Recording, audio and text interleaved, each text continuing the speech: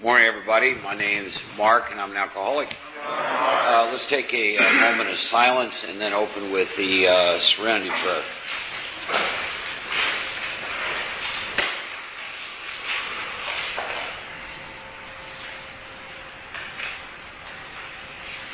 Thank you, Serenity Prayer.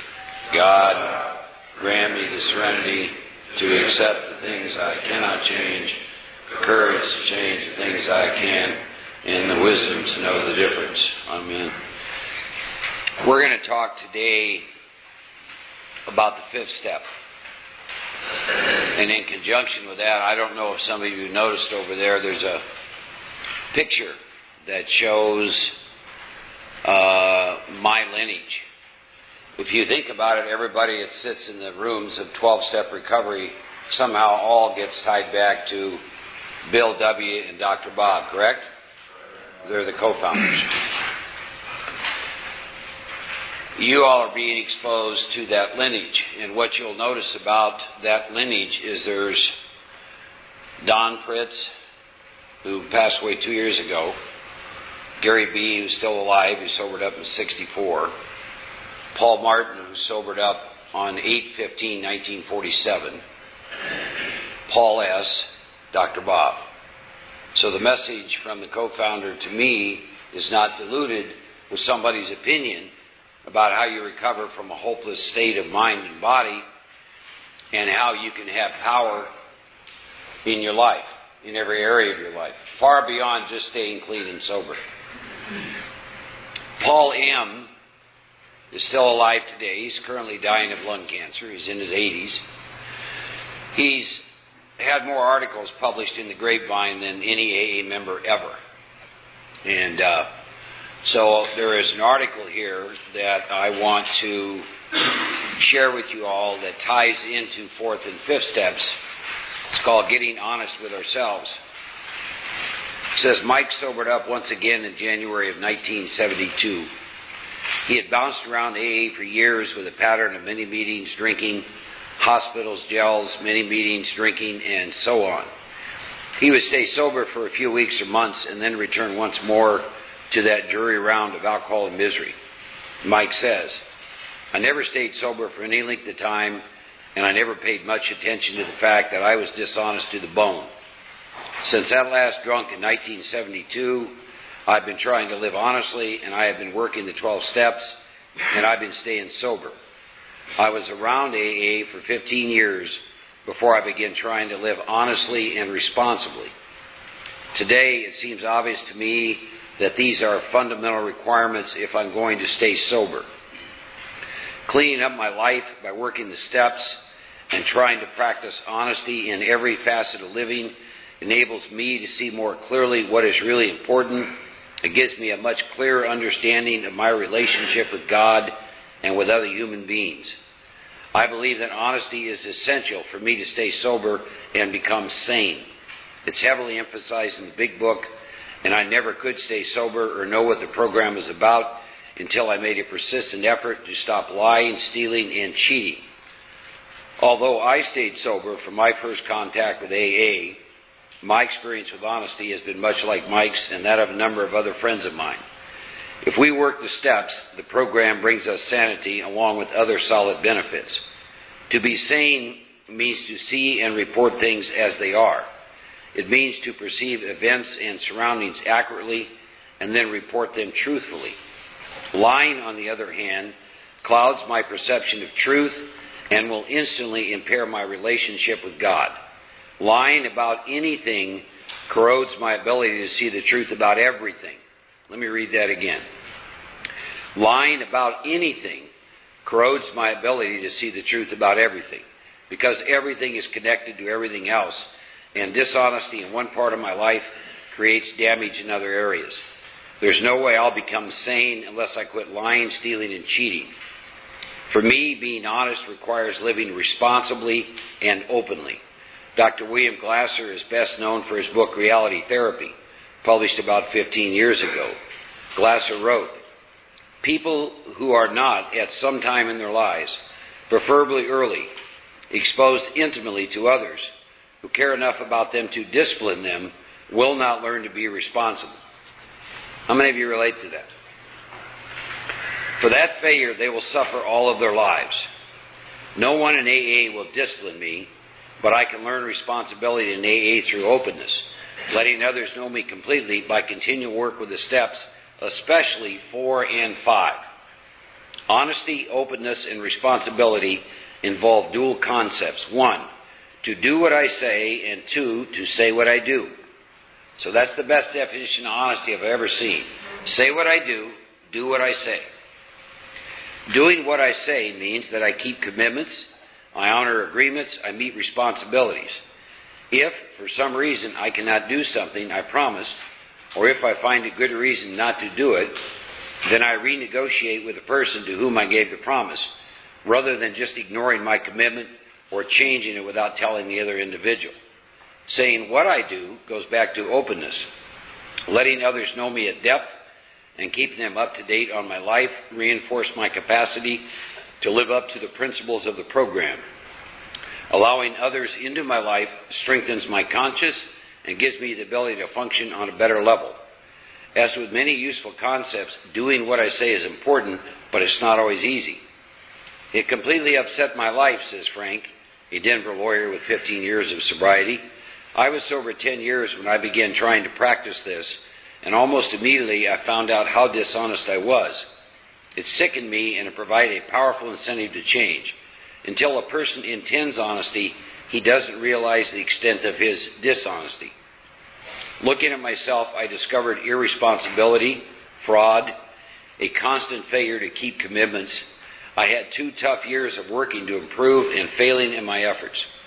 Because I'd promised anything in my work, there was no way of setting priorities or delivering what I promised. Doing what I'm supposed to in the program and in my life has invariably simplified everything. This happened once again with my efforts to do what I say. Trying to be honest and responsible has enabled me to live a more disciplined life that is at the same time simpler and far more enjoyable. In addition, I can accomplish much more because procrastination often resulted from my failure to honestly appraise the state of my life and what needed to be done. Frank's difficulties in moving toward honest, responsible living mirrored my own. I found that the second concept, saying what I do, was a critical part of the equation for change. I had lied so much about so many things by the time I sobered up in AA, I had confusion piled upon confusion, caused by a severely damaged capacity for seeing things as they are. Disorganized, disintegrated, and ineffective, I had a poor memory created by endless lying that blurred my perceptions of everything. Rotten work habits were only one product of this condition. Gradually understanding the critical role of truth in my recovery, I started aiming for rigorous honesty. Now that's been a number of years ago, and the time has been heavily scarred by my reoccurring experiments with selective honesty. Opening up with others became the key to increased honesty. Often simply being honest with others about my own dishonesty started me back on the road to spiritual health. Spiritual growth requires at least 2 commodities, time and energy. When I'm corroded inside with the trash of dishonest, irresponsible living, it will chew up my vitality. Over and over, I have experienced the vigorous healing generated by thorough 4 steps followed by honest 5th steps. Again and again, this has liberated a vitality for change and enabled me to pick up my life and move in the direction intended. There's another benefit to openness, of course. Persistent effort with this brings consciousness of one's real identity. We gradually understand that who we are is not dependent on someone else's opinion of us. It lies within us and not in the eyes or mind of another person. We come to know who we are and who we are not, and we start to live on the basis of the truth about ourselves. This knocks out all kinds of unrealistic hopes and ambitions. Martin Buber, the Hasidic scholar, used to tell the story of Rabbi Zusa. An ardent admirer of Moses, Rabbi Zusa constantly berated himself because he fell short of his hero. One night in a dream, a voice said to him, "When you die, you will not be asked, 'Why were you not Moses?' but rather, 'Why were you not Zusa?'" Persistent, continuing work with all the 12 steps emphasizing honesty, openness, and responsibility, dissolves the urge to convince others I'm something I'm not, because I start to understand that who I am is sufficient. I don't have to be anyone else. That's part of sanity too.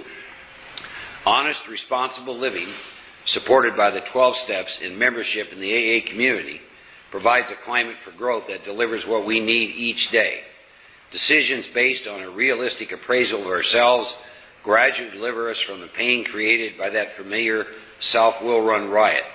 As honesty expands understanding of ourselves, we begin to grasp the wisdom in the words of that improbable philosopher, William Mitzner, the cuckoo who is on to himself is halfway out of the clock.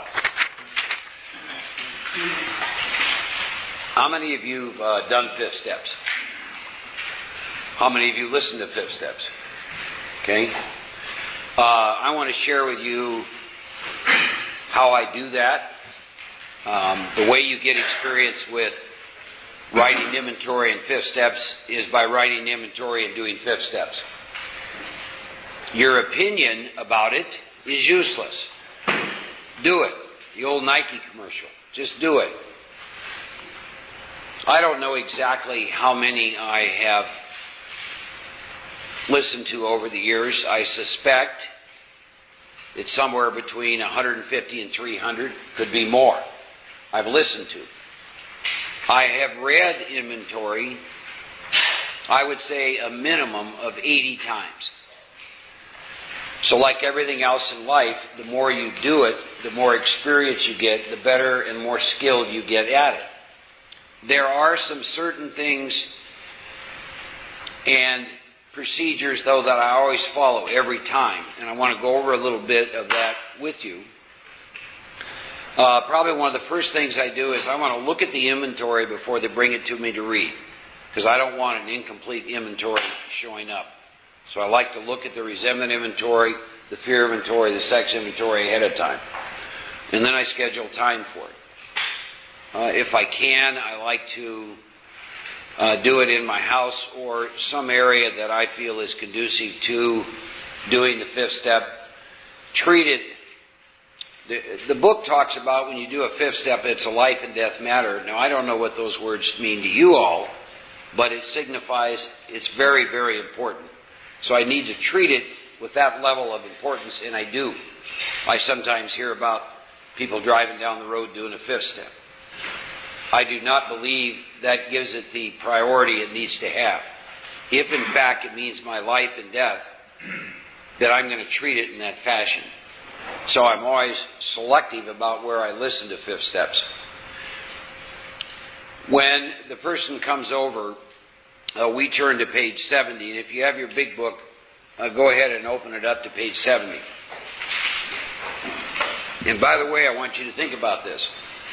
When I sit down to work with somebody, the big book, my big book, and their big book is always open between us. And I do that for a host of reasons.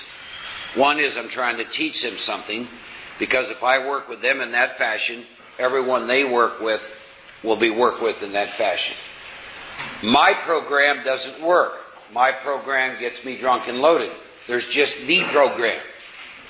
You hear people say in meetings, I work my program. I always say I'm real sorry to hear that, because that won't last very long. There's just the program, and it's outlined in the big book of Alcoholics Anonymous, from whence all 12-step programs have sprang, and it works. So we open up the big book, and we look toward the next to the last paragraph on page 70, and I begin to have them start reading this to me in the first person so that it has meaning. So it starts to sound like this. If I have been thorough about my personal inventory, I've written down a lot. I have listed and analyzed my resentments. I have begun to comprehend their futility and their fatality. And then I like to stop. Who's written the resentment inventory? Okay. Jay, why are your resentments futile? Why are they futile? Futile. Oh, futile. I tend to hang on to them. Okay, that's one aspect. Why else would resentments be futile? Resentments are always about something out there, right? What's the futility of that? Mostly on our end. Yeah, do. Well, we've already We have no control. Bingo. We have absolutely no control over another human being, an institution, or a principle. None. Hence the futility of it. What's the fatality of the resentments? You remember that? Remember what the big book says resentments do? Kill us. Yeah, because they block you off from the sunlight of the Spirit, meaning the power of God. See, here's why. This is a little sidebar. I realize that a lot of you think that you're separate from everybody and everything. What if the truth is that everything is connected and you're not? Let's work on the premise that perhaps that is the truth. I hope a lot of you wake up to that truth before you die. Because when you die, you will be aware of it. Everything is connected. So, if I'm angry at Richard, if I'm resentful, not angry. Resent means to revisit. Anger's in the moment, it passes. But then the mind plays it over, the injustice, correct? Now I've got a resentment. Here's why you get blocked. Because everything's connected, and God is in Richard, so when I'm blocked from Richard, I'm blocked from God. One resentment. What if you have 50? Do the math. That's why it took me a long time to figure out why do resentments, the big book says resentments is the number one offender, meaning a lot of you have relapse history. You all need to understand something. Every one of you is relapsing behind resentments. And the reason is when you get resentful, you are blocked from God. If you're blocked from God and go to a strange mental blank spot, you'll drink and do drugs, won't you? So I don't have the luxury of one because I don't have the luxury to be blocked. That's why a resentment is fatal for me.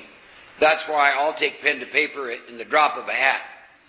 Particularly people that have long time that I work with and sponsor. A lot of them haven't written inventory in years. They're so dry, if you light a match around them, they would ignite. And they're always packed full of resentments, which means they're blocked. So they can't be present. So I like to talk about why our resentments are both futile and ultimately why they are fatal. When you guys do your evening review, if your mind's still replaying an injustice that a member of the community inflicted upon you, if this happens for about 3 nights, you better write some 4-column inventory to get free of it. So you guys ought to be doing a lot of writing while you're here. I can't imagine you wouldn't be. Whether you're writing about the program directors being here, I don't care. But I can't imagine you guys being here and not writing some inventory. Almost 2-3 times a week. It says, I've commenced to see their terrible destructiveness, meaning your resentments. I have begun to learn tolerance, patience, and goodwill toward all men, even my enemies, for I look on them as sick people. Do you understand what the book means when it says, at this point you're at page 70 of the big book, and it's implying that you're awake to the fact that these people you're resentful at are sick. Do you understand what the book means there? Yes or no? All right. Let me ask it this way. If somebody was really spiritually awake and somebody really understood that we're all connected, would they ever do anything to harm you? Bingo. Because if I harm Jeffrey, I harm me.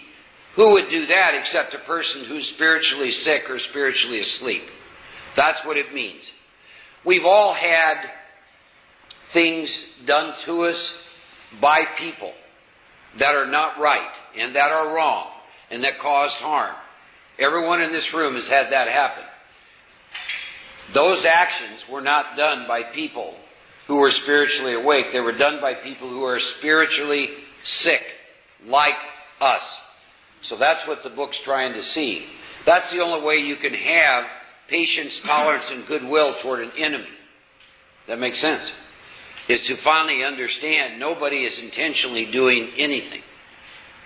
All of the suffering and the wars and the killing is done by people who are sound asleep, who have no idea that we're all connected. None whatsoever. They are spiritually sick. And that's how it shows up. It says, I've listed the people I've hurt by my conduct. That was in my inventory list. And I'm willing to straighten out the past if I can. In this book I read again and again, that faith did for me what I could not do for myself. Do I believe that? This time, by page 70, you should have some belief in that. Number one, you're here. Number two, you're sober. It says, I hope I am convinced now that God can remove whatever self-will has blocked me off from Him. Your self-will cannot eliminate your self-will. That's why when one of you says to us, thanks for the information, I'll take it from here, what you're really saying to us is, my self-will will now manage this. Thank you very much for the information. Only God can remove whatever self-will has me blocked off from God. And the methodology you and I were given was write inventory, do a fifth step. 4 and 5, 4 and 5, 4 and 5. It says if I've already made a decision, third step, and an inventory of my grocery handicaps, fourth step, I've made a good beginning. That being so, I've swallowed and digested some big chunks of truth about myself. Turn to chapter 6, into action. I believe there's 7 steps discussed in chapter 6. So having made my personal inventory, what shall I do about it? You see how I'm reading this in first person? It says I've been trying to get a new attitude, second step, a new relationship with my Creator, third step, to discover the obstacles in my path, fourth step. I've admitted certain defects, fourth step. I have ascertained in a rough way what the trouble is. Selfishness, self-centered is the root of my problems. I have put my finger on the weak items in my personal inventory. Now this next sentence is the line that separates a spiritual experience from therapy or clinical work. Now these are about to be cast out. If you don't believe me when you leave here, go sit across from a psychiatrist, a PhD, or a master level therapist. Say, look, I'll make a deal with you. I'll pay you $100 an hour. I want to explain my defects to you, and then you'll cast them out. They'll probably send you for a mental evaluation. However, this process, my experience is they get cast out. What an incredible thing. They get cast out. This requires action on my part, which when completed will mean that I have admitted to God, to myself, and to another human being the exact nature of my defects. Your fourth column, third and fourth column, your fears, your selfish, self-centered sexual misconduct. This brings us to the fifth step in the program of recovery mentioned in the preceding chapter. This is perhaps difficult, especially discussing my defects with another person. I may think I've done well enough in admitting these things to myself. There's doubt about that. In actual practice, I usually find a solitary self-appraisal insufficient. I thought it necessary to go much further. I will be more reconciled to discussing myself with another person when I see good reasons why I should do so. The best reason first. If I skip this vital step, I may not overcome drinking. Big Book starts warning you in the latter steps that you're not going to overcome drinking if you don't do them. Time after time, newcomers and old-timers have tried to keep to themselves certain facts about their lives. Trying to avoid this humbling experience, they turned to easier methods. Almost invariably, they got drunk. Having persevered with the rest of the program, they wondered why they fell. Pay attention to that sentence, gentlemen. It's describing somebody who left a bunch of stuff out in the fifth step, went on with the work, and still got drunk. We think the reason is they never completed their house cleaning. They took inventory all right, but they hung on to some of the worst items in stock. By the way, my experience, the worst items in stock are normally tied into your sex inventory. Whenever I have someone sitting across from me and I pick up on a lot of fear, I have a tendency to address that issue head on. And I'll say to them, you seemed a little restless. You seemed fearful. Would that happen to be something on your sex inventory? 99% of the time they go, yes. And I say, well, let me share a few little tidbits of my experience. And I typically get done sharing and they smile and they go, mine isn't anywhere close to yours. Here's what it was. They get relaxed. Now we can do the inventory. I can tell you, having listened to Well, matter of fact, I asked a priest one time, I said, do you ever hear anything new? And he said, no, and I said, I don't either. There isn't anything any of you have ever done that hasn't been done by probably most people sitting in the room. It's not unique to you, I assure you. So you can let go of that when you do the fifth step. So it talks about, I only thought I had lost my egoism and fear. I only thought that I had humbled myself. But I had not learned enough humility, fearlessness, and honesty in the sense I find necessary till I told someone else all my life story. And we tell our life story by writing the 3 inventories and sharing it with somebody. More than most people, I lead a double life. I'm very much the actor. To the outer world, I present my stage character or characters. This is the one I like you to see. I want to enjoy a certain reputation, but I know in my heart that I don't deserve it. So the inconsistency between what I want you to think I am and who I really am is made worse by the things I do in my sprees. Coming to my senses, drunk or sober, I am revolted at certain episodes I vaguely remember. These memories are a nightmare. I tremble to think someone might have observed me. So as fast as I can, I push these memories far inside myself. I hope they will never see the light of day. I'm under constant fear and tension. That always makes for more drinking. Psychologists are inclined to agree with us. I've spent thousands of dollars for examinations, rehab, blah, blah, blah. I know but few instances where I gave these doctors a fair break. I've seldom told them the whole truth, nor have I followed their advice. We're the only group of people that would sit across from somebody, pay him to help us, and we would lie to him. You see what I'm saying? Unwilling to be honest with these sympathetic men, I was honest with no one else. Small wonder many in the medical profession have a low opinion of alkies and their chance for recovery. It's critical in here you see the connection between honesty and recovery. Particularly the next sentence. I must, circle the word must, be entirely honest with somebody if I expect to live long or happily in this world. Rightly, now I'm going to get instructions on who to read this inventory to. Rightly and naturally, I need to think well before I choose the person or persons, highlight that, plural, with whom to take this intimate and confidential step. Those of us belonging to a religious denomination which requires confession must and of course will want to go to the properly appointed authority whose duty it is to receive it. Though I have no... How many Catholics in here? Oh, you can go sit across from a priest if you want. How many of you have ever done a fifth step with a man of the cloth? It's a great experience. Goes on to say, though I have no religious connection, I may still do well to talk with someone ordained by an established religion. I will often find such a person quick to see and understand my problem. But of course, I will sometimes encounter people who do not understand alkies. If I cannot, or I'd rather not do this, then I search my acquaintance for a closed-mouth, understanding friend. Perhaps our doctor or psychologist will be the person. It may be one of my own family. Don't think so. But I cannot disclose anything to my wife, to our wives or parents, which will hurt them and make them unhappy.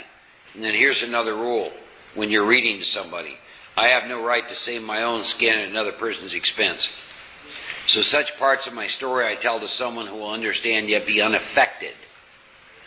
The rule is I must be hard on myself but always considerate of others. Notwithstanding the great necessity for discussing myself with someone, it may be one is so situated there's no suitable person available. If that is so, I may postpone this step only, however, if I hold myself in complete readiness to go through with it at the first opportunity. We say this because we're very anxious that I talk to the right person. Now here's more instructions about this person that's going to listen to my fifth step. It is important that he be able to keep a confidence, that he fully understand and approve what I'm driving at, that he will not try to change my plan. But I must not use this as a mere excuse to postpone. So when I decide who is to hear my story, I waste no time. I have a written inventory and I'm prepared for a long talk. So I'm going to explain to my partner what I'm about to do and why I have to do it.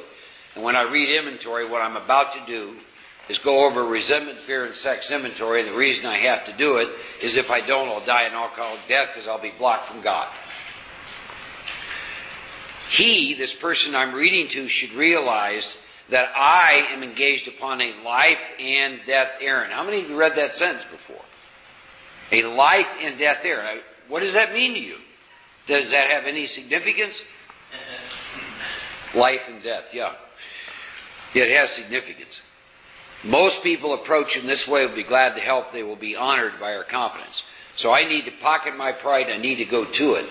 I need to illuminate every twist of character and every dark cranny of the past. And then I stop reading. And now I'm going to start listening to inventory. We're going to start with Resemblance. What I do is I have him read column 1. That's the name. Column 2, I don't allow him to tell me a story. Give me the reasons. Why do you resent this person? Oh, they're arrogant. They're distant. They're whatever. I say, all right, give me your third column. 7 areas of self that are hurt, threatened, or interfered with. What was affected there? Well, my self-esteem. Now, I don't let him just say to me, my self-esteem was affected. I make him explain how. I don't know if you understand. How many of you have written inventory where your third column under self-esteem comes from because you had a low opinion of yourself? That's a form of conceit. That's every bit as conceitful as the person. How many of you written inventory and your third column revealed you thought way too much of yourself? They're both forms of conceit.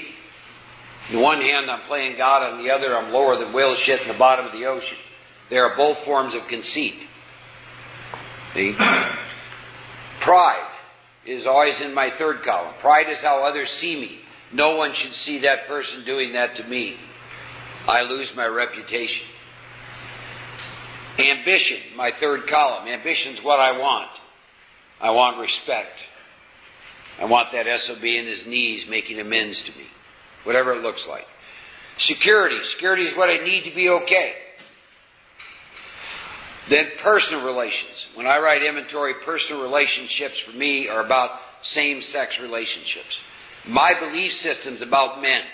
For example, how many of you have ever written inventory on, quote, friends? Male friends. Your third column is where you better see your belief systems. Because every one of you in here, quote, that has friends, you have a script of how your friends are supposed to be, how they're supposed to treat you, how they're supposed to act, and when they don't, you wind up writing inventory on. That's why I don't have any friends anymore. I got tired of writing inventory on. Now, I got a lot of pals. Here's why I use the word pals.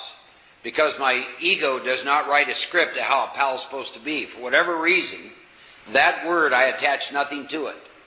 Since I started using the word pals, I haven't had to write any inventory on friends. Sex relations. That, for me, is opposite sex. My belief system is about women and how they're supposed to be and treat me. Right? Money. I am my money. Don't mess with my money. So that becomes my third column. And I pull that out of them. I don't just let them say, keep in mind, I've been doing this a long time. Some of you may write inventory and you'll say, well, I'm resentful of Dad. Well, he was never there for me. I remember a guy did that one time. I said, well, let me ask you, were you born and you never saw your dad again? Well, no, he worked a lot. And I said, well, why don't you write the truth in the second column then? It's a lot different from he was never there for me to he worked a lot and was gone, isn't it? By the way, make your second column truthful, because your third and your fourth column roll out about the truth of your second. So then, when I'm done with that third column, by the way, the third column, you better see where you're playing God, and it better show up in that third column. God doesn't have low self-esteem. I don't know if you know this. And you aren't resentful of somebody because you're suffering from low self-esteem. You're resentful of somebody because you're suffering from a little bit too much.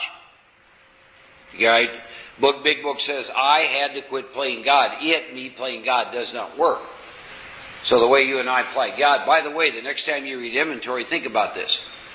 It's a good exercise to help you see your truth.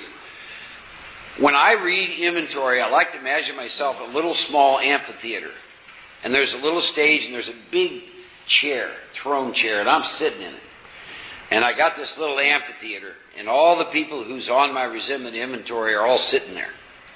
And I get to look at each one, and I get to read the second column. And I start to see how absolute and insane it is that I'm sitting in this throne chair telling these people how they're supposed to be, how they're supposed to act, and it's all about me and what I think I need and want. And yet I have absolutely no control of them. And what an insane way to live your life. And then holding them accountable. It's kind of like I used to do that every Sunday night, and if I really was honest, I'd send them all a script of how they're supposed to treat me and act and respond to me in the course of the next week. You see what I'm saying? Sitting up in my little throne chair and looking and pointing down there at Dad, second column. You're this, you're this, you're this, you're this. See in the third column how I need all this stuff to be okay. Right? You can't do anything about how they're acting. Then the book talks about there's this bridge that I take from the third to the fourth column. Said I got to be free of resentments or it'll kill me. So there's a bridge. And it gives you a prayer. And part of that prayer reminds me that I'm spiritually sick like them. So now we're going to start on equal grounds. And there's also what I call the realization. I like to ask myself a question. Have I ever done what I wrote in the second column that I resented? And the answer is almost always yes. Now we're on equal footing. And now I start looking, where were my actions in this relationship? Selfish, self-centered, dishonest, or afraid? Once again, I do not just write out the words. I look at the behaviors. Dishonesty, for example. 3 ways people are dishonest or I'm dishonest. I lie by omission, I lie directly, or I lie to myself through self-delusion. Self-delusion. So I like to look at that. I will have somebody read 4, 5, 6, 7, 8. Let's say they have 40 resentments. That's a lot of them, right? I'm not going to listen to 40. Because that's a whole other form of pandering to the ego. I'm going to have them read 3, 4, 5, 6, 7, 8 of them to make sure they understand the third and fourth column. Because your third and fourth column better turn the second column into a lie every time. Now the second column's true, but your third and fourth better turn it into a lie. Otherwise, all my troubles of my own making, which is what the big book says, is a lie. And it's not. Once I see that they understand the third and fourth column and they can turn the second column into a lie, then what I have them do is, I have them give me the name in the first column, tell me what they resent, and then I stop them and say, now tell me the truth. I'll give you an example. When I first opened Mark Houston Recovery, I hired a man that I'd hired and fired 3 times before. Needless to say, I fired him a 4th time. So I write some inventory. And here's basically the truth. The truth was very simple. I didn't want to take all this time to interview and hire a complete stranger. So even though I'd hired and fired him 3 times before, because of my selfishness, my dishonesty and self-delusion, think he would change when he never has. So I hired him. That was my truth. I didn't need to write a whole bunch of stuff. You see that? I saw my truth immediately. It was about me. None of it was about him. So that becomes the resentment inventory. And then we're going to move on to the fear inventory. And when I do the fear inventory, if you'll have your big book, if you'll open that up,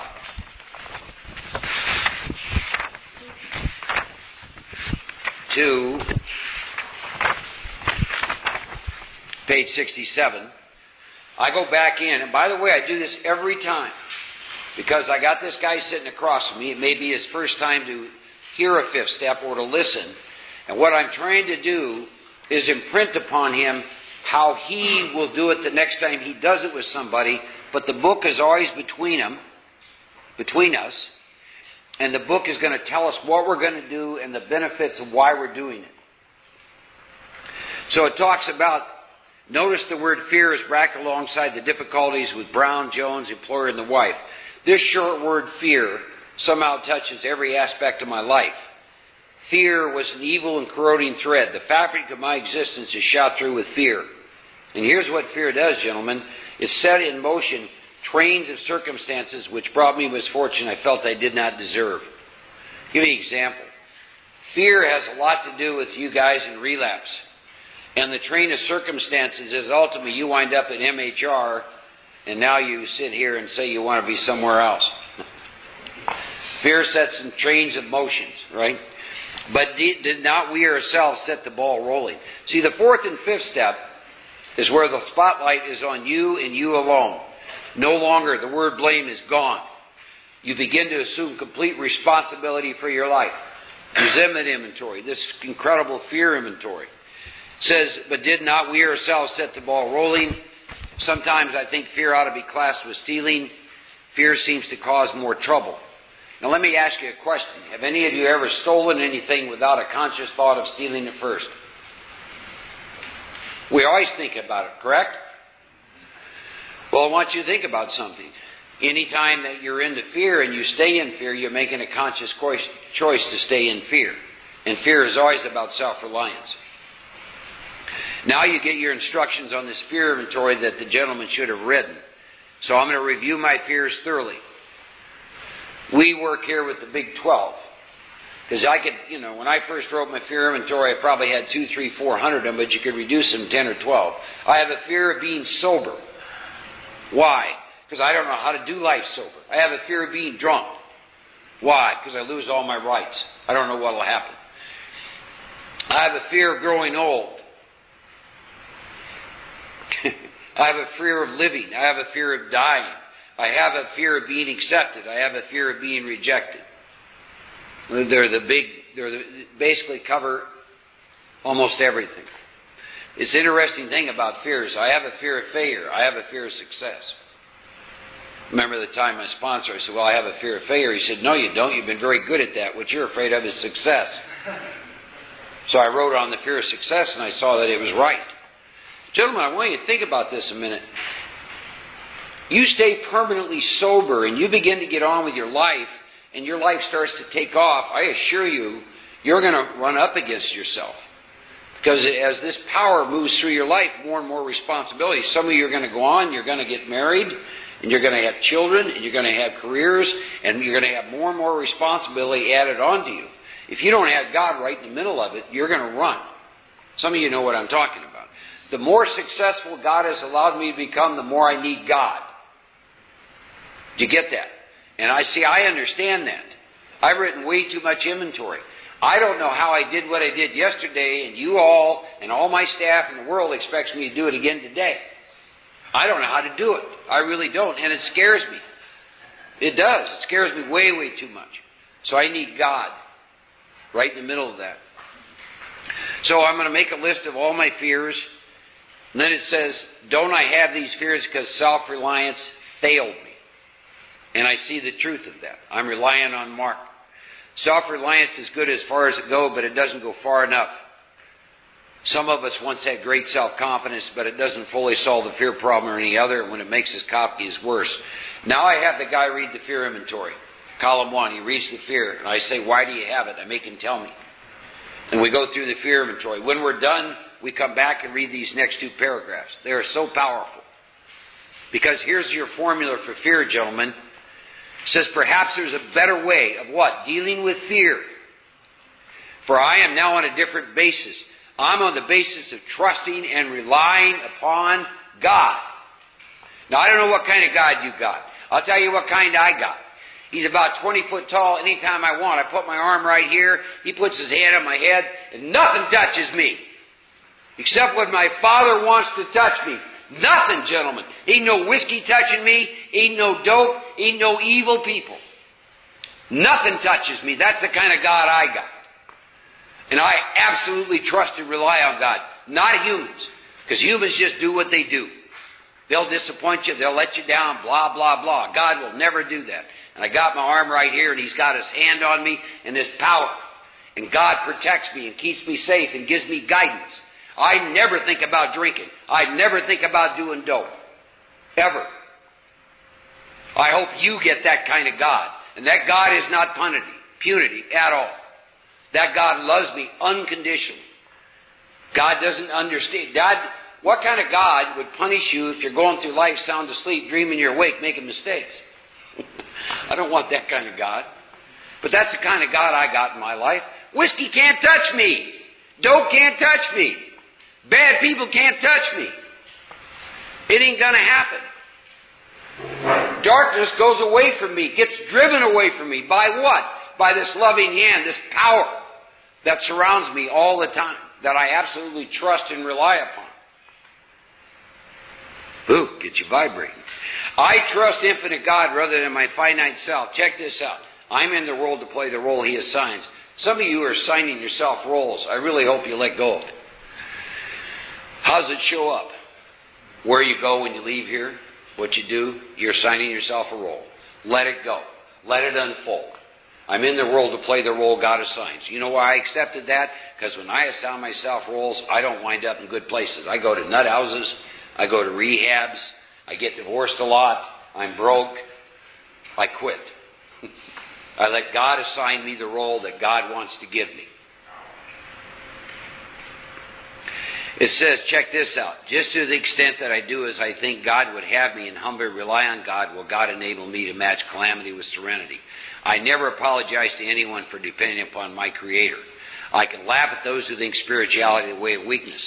Paradoxically, spirituality is the way of strength. Now, gentlemen, here's the definition of courage, far different than what I used to think it was. The verdict of the ages is faith means courage. All men of faith have courage. They trust their God. That's courage. When she leaves and the job leaves and mom dies and dad dies and you're dying of cancer, can you trust God? You're at MHR and you want to be somewhere else, or you're lonely and you miss your family, so what? Can you trust God? Men of faith have courage. They trust their God and stop relying on yourself. Can God keep you sober? You better believe it. Can God keep you clean and off dope? You better believe it. Men of faith have courage. They trust their God. Not mom, not dad, not her, not the money, God. That's the definition of courage, gentlemen. Best definition I've ever heard, in my experiences, it's the truth. Men of faith have courage, and the courage is they trust their God. Right when your back's up against the wall, all hell's coming at you. Yeah, God, bring it on. Remember I told you, if God wants something to touch me, it's going to touch me. I don't care. I turn to God. Great pain, great suffering. So what? Bring it on. Men of faith have courage. They trust their God. It says, I never apologize for God. Now check this next sentence. Instead, I let God demonstrate through Mark what God can do. Wow. God demonstrates through me what God can do. You work the steps, you become a hollow bone, so God can demonstrate. My God, when I sobered up in 1982, I had brain damage, kidney damage, liver damage, looked like a bloated whale, and everything I own's in a duffel bag. And I do this work, and I get to let God demonstrate to me what God can do. Even to opening this place, to getting to travel all over the world, to talk about God in the 12 steps, to get a book published, to have money in the bank, to have relationships. I get to let God demonstrate through me what God can do. It's not about what Mark can do. Do you get that? See? Think about that, gentlemen. You get to let God demonstrate through you what God can do. Wow. What an amazing thing. See, it's not about you anymore. Our part is easy. Do the steps, take the course of action, and the rest is done to you and through you. Do you get that? You've all been trying to do way too much of this. Our part is simple. Our part is just go to the gym. 2 months later, you go, wow, I'm buff. It's that simple. Seriously, it's that simple. The big book's the trader. Go to the gym, do it, boom. Wow, I bet you 250. How'd that happen? See? Steps are the same way. If you're tired of the life you're living, if you're tired of what's been going on, do this. Watch what happens. Let God demonstrate through you what God can do. Powerful stuff. Now I get an exercise. I ask God to remove my fear and direct my attention to what God had me be. Your third step decision. In the third step, you made an agreement with the Creator of the universe about what you would be. Here's the agreement. I agreed with God, who I'm already a part of, that God would be my Father, my employer, that I would be His child, and that I would be His actor. So anytime I'm afraid, I ask God to remove the fear and remind me what I'm supposed to be. Be, not do, but be. And the promise is that once I will commence to outgrow fear. That's all I got. Thank you. God bless you.